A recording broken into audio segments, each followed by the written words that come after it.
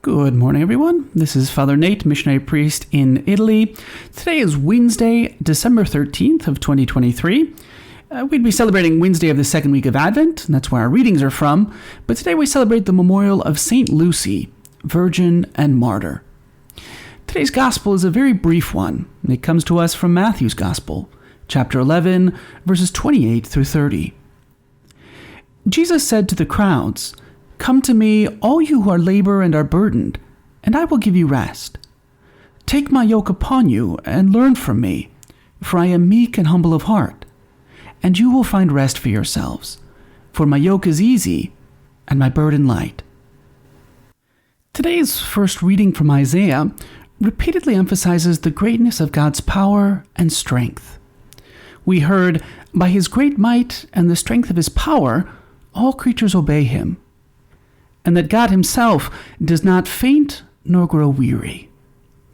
He lets his creatures share in that power when he gives strength to the fainting and renews the strength of those who hope in him.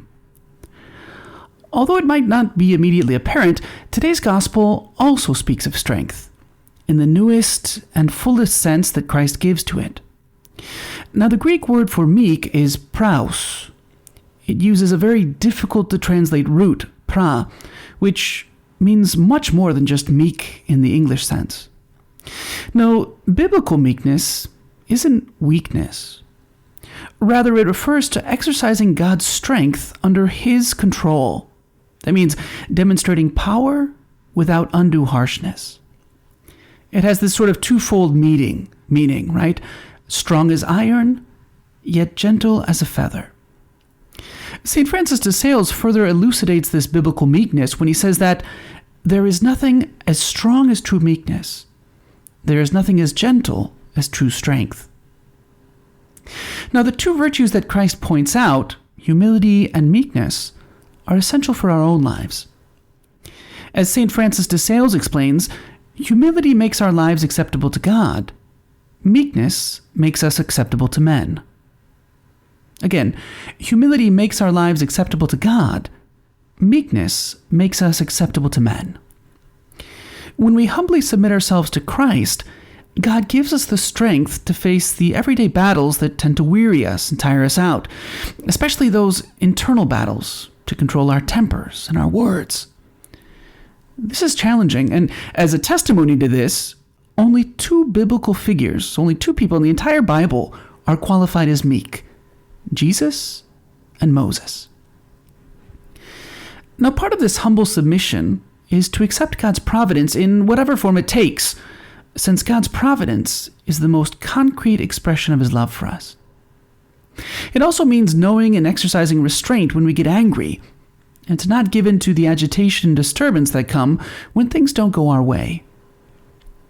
Well, regarding the first, St. Francis de Sales recounts that when St. Vincent de Paul felt inclined to anger, he would refrain from speaking and from acting. And above all, he would not make any decisions until the feelings of anger were under complete control.